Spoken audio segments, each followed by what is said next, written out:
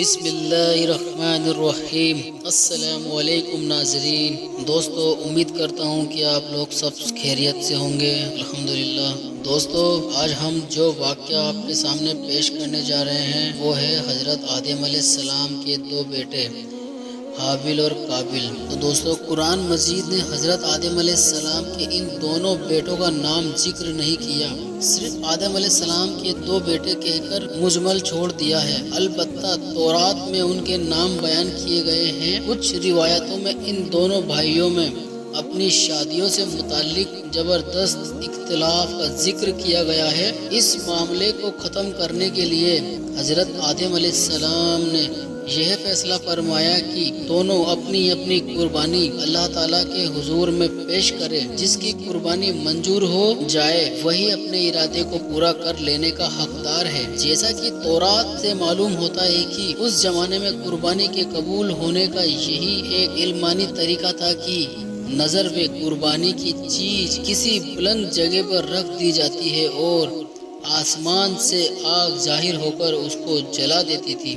اس قانون کے مطابق حابیل نے اپنے ریوڑ میں سے ایک بہترین دمبا اللہ کے نظر کیا اور قابیل نے اپنی کھیتی کے غلے میں سے ردی قسم کا غلہ قربانی کے لیے پیش کیا۔ دونوں کی اچھی اور بری نیتوں کا اندازہ اسی عمل سے ہو گیا۔ اس لیے دستور کے مطابق آگ نے آ کر حابیل کی نظر کو جلا دیا اور اس طرح قربانی قبول ہونے کا شرف اس کے حصے میں آیا۔ قابیل اپنی اس توہین کو کسی طرح برداشت نہ کر سکا اور اس نے گیج و گجب سے آ کر حابیل سے کہا کہ میں تجھ کو قتل کیے بغیر نہ چھوڑوں گا تاکہ تو اپنی مراد کو نہ پہنچ سکے۔ حابیل نے جواب دیا، میں تو کسی طرح تجھ پر ہاتھ نہ اٹھاؤں گا، باقی تیری جو مرضی آئے وہ قربانی کا معاملہ سو اللہ کے یہاں نیک نیت ہی کی نظر قبول ہو سکتی ہے، وہ بد نیت کی نہ دھمکی کام آ سکتی ہے نہ بے وجہ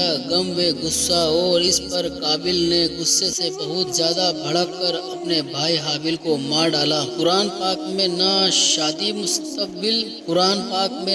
سے متعلق اختلاف کا ذکر ہے اور نہ ان دونوں کے نام کا ذکر ہے، صرف قربانی نذر کا ذکر ہے اور اس روایات سے زیادہ حابیل کی لاش کے دفن سے متعلق یہ اضافہ ہے۔ قتل کے بعد حابیل حیران تھا کہ لاش کا کیا کریں۔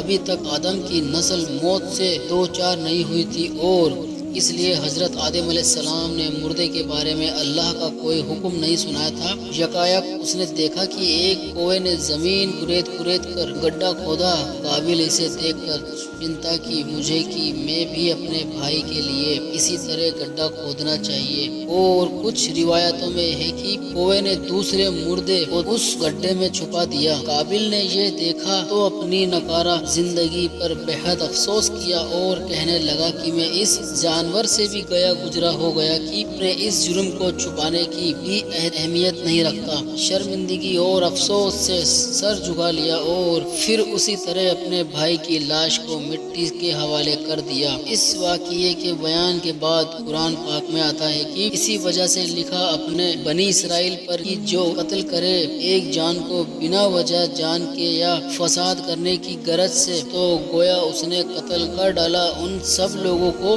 اور جس نے زندہ رکھا ایک جان کو تو زندہ کر دیا سب لوگوں کو۔ امام احمد نے اپنی مسند میں حضرت عبداللہ بن مسعود رحمۃ اللہ علیہ سے ایک روایت کی، اللہ کے رسول اللہ صلی اللہ علیہ وسلم نے فرمایا کہ دنیا میں جب بھی کوئی ظلم سے قتل ہوتا ہے تو اس کا گناہ حضرت آدم علیہ السلام کے پہلے بیٹے قابیل کی گردن پر ضرور ہوتا ہے، اس لیے کہ وہ پہلا آدمی ہے جس نے ظالمانہ قتل کی شروعات کی اور یہ ناپاک سنت جاری کی ہے۔ عبرت کی جگہ سور مائدہ کی ذکر کی گئی آیت ہے اور اوپر لکھی حدیث ہم پر یہ حقیقت ظاہر کرتی ہے کہ انسان کو اپنی زندگی میں ہرگز کسی گناہ کی ایجاد نہیں کرنی چاہیے، کیونکہ کائنات میں جو آدمی بھی آگے اس बिदत नए काम का इरादा करेगा तो बिदत की बुनियाद रखने वाला भी बराबर उस गुनाह का हिस्सेदार बनता रहेगा और इजाद करने वाला होने वाले वजह से हमेशा वाली जिल्लत और घाटे का हकदार ठहरेगा। नाउजुबिल्लाह मिन ज़ालिक। हजरत आदम अलैहिस्सलाम के इन